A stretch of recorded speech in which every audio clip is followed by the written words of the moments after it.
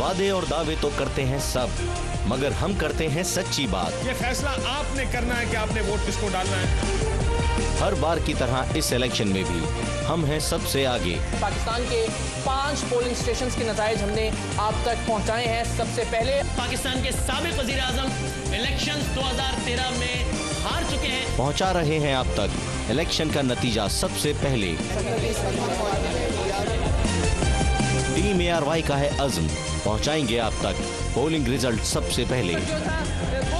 ARY news, हर लम्हा बाखबर। Norway के शहर ओस्लो में पाकिस्तानी कम्युनिटी और मिनहाजुल कुरान इंटरनेशनल की तरफ से इलेक्शन में हिस्सा लेने वाले सियासतदानों के खिलाफ एक मुजाहरा किया गया। ये मुजाहरा पाकिस्तानी एम्बेसी के सामने किया गया, जिसमें ओस्लो में मौजूद पाकिस्तानी कम्युनिटी ने बड़ी तादाद में हिस्सा लिया।